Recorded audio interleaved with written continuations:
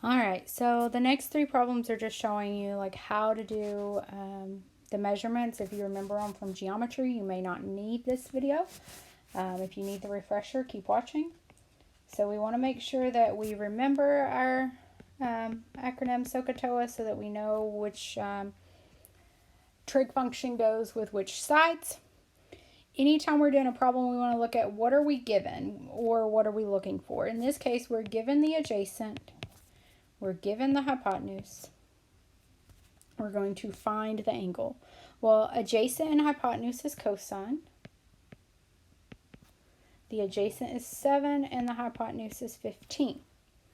To solve for an angle, we want to do the inverse. So typically when I say solve for x, you'll have to do something like add or subtract or divide or multiply to get x by itself. In this case, to get theta by itself, you have to do cosine inverse, which is just cosine to the -1 of that fraction.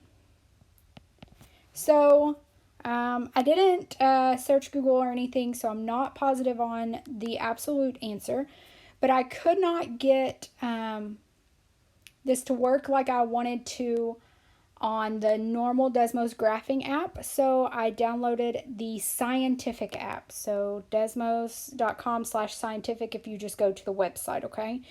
And on here, if I go to my functions, I will see cosine inverse.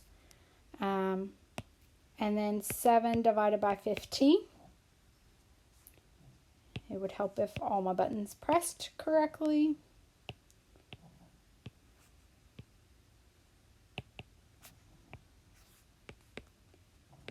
Okay.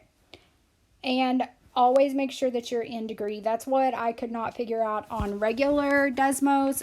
It puts you in radians because when we graph, we typically do want radians, but we're not graphing right now. We're solving, so we want degrees.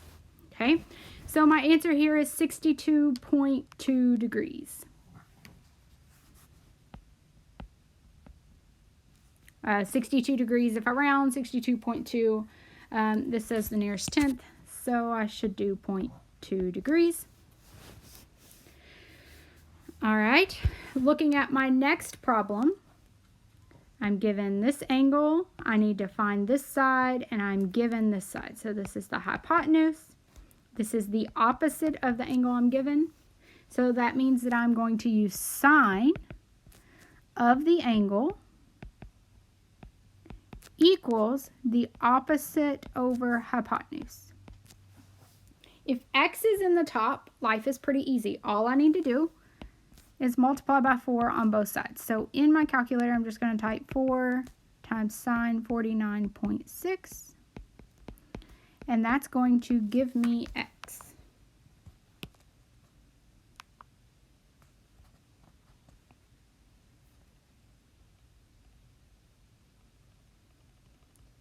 Okay, so 4 sine of 49.6 is 3.04, so that's 3.0.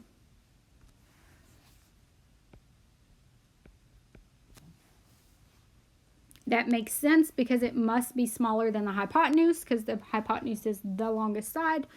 So all is well. All right, last problem. Here's my angle. I'm given the opposite and the adjacent. So that must mean I'm using tangent. The opposite is 13 and the adjacent is x. Now, every year I always have someone who just wants to, hey, can't I just flip it and, just multiply each side by 13 and it'll give me the answer. No, when your x is in the denominator, life is different.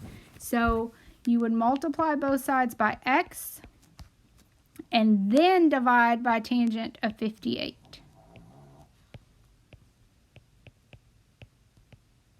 So what I really have is x equals 13 divided by tangent of 58. And that's what I would type in my calculator. So 13 divided by tangent of 58.